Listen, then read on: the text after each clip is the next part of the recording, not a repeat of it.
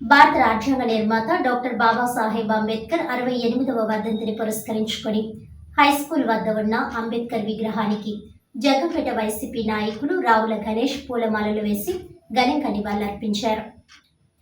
ఈ సందర్భంగా ఆయన మాట్లాడుతూ కూటమి ప్రభుత్వం అంబేద్కర్ రాజ్యాంగాన్ని అమల్లోకి తీసుకురావడం లేదని, తమ సొంత రాజ్యాంగాన్నే అమల్లో ఉంచుతున్నారని ఆరోపించారు.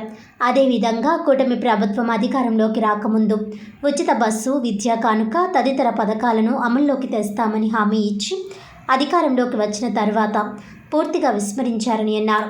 ఈ కార్యక్రమంలో కరుటూరి వీర్రాజు, వరుపుల సూరిబాబు, పొట్రు వీర్రాజు, గడ్డం వెంకన్న, గుర్రం మహాలక్ష్మి, అభిరెడ్డి వీరబాబు, గిడియాల పెద్దకాపు, గాది కృష్ణ, బోడా విజయ్ కుమార్, సాపిరెడ్డి సత్యబాబు, వైఎస్ఆర్ కాంగ్రెస్ పార్టీ నాయకులు, కార్యకర్తలు తదితరులు పాల్గొన్నారు.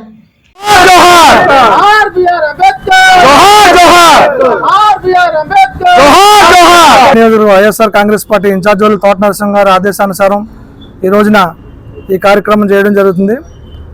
డాక్టర్ బాబా సాహెబ్ అంబేద్కర్ గారి యొక్క 68వ వర్ధంతిని ఈరోజు మేమందరం కూడా ఘన నివాళులు అర్పించడం జరిగింది. వైఎస్ఆర్ కాంగ్రెస్ పార్టీ తరఫున డాక్టర్ బాబాసాహెబ్ అంబేద్కర్ గారు రాజ్యాంగాన్ని రచించడం, బడుగు బలహీన వర్గాలకు ఆశాజ్యోతిగా నిలబడడం, ఎన్నో సంస్కరణలు తీసుకురావడం జరిగింది.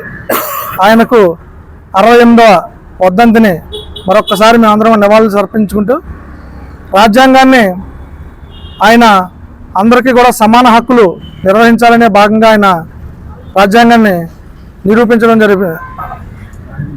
రాయడం జరిగింది. కానీ ఈ రోజున కూటమి ప్రభుత్వం ఆ యొక్క రాజ్యాంగాన్ని తుంగలోకి తొక్కుతూ అనేక రకాలైనటువంటి అక్రమ అరెస్టులు చేస్తూ తన సొంత రాజ్యాంగాన్ని నిర్వహించుకుని ఈ రోజున రెడ్ బుక్ రాజ్యాంగాన్ని రాష్ట్రంలో అమలు చేస్తూ ఉన్నారు. అదేవిధంగా కూటమి ప్రభుత్వం అనేక హామీలు ఇచ్చుకుంటూ ఈ రోజున ప్రభుత్వం చేపట్టడం జరిగింది, అధికారంలోకి రావడం జరిగింది.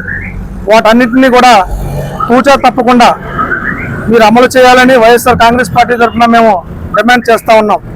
అమ్మ ఒడి కావచ్చు, తల్లికి వందనం కావచ్చు, అదేవిధంగా ఆసరా కావచ్చు, ఇలా మీరు చాలా పథకాలు చెప్పడం జరిగింది. ఫ్రీ బస్ కావచ్చు.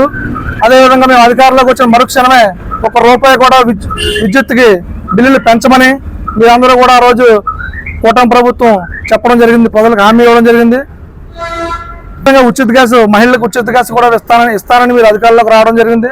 దాన్ని కూడా తూచా తప్పకుండా ఫ్రీ సిలిండర్లను మభ్య పెట్టకుండా ప్రతి ఒక్క మహిళకు అందివ్వాలని వైఎస్ఆర్ కాంగ్రెస్ పార్టీ తరఫున కోరుతా ఉన్నాం. ఉచితంగా మీరు బస్ సర్వీస్ ఇస్తానని ఇవన్నింటినీ కూడా తీసుకుని అధికారంలోకి రావడం జరిగింది.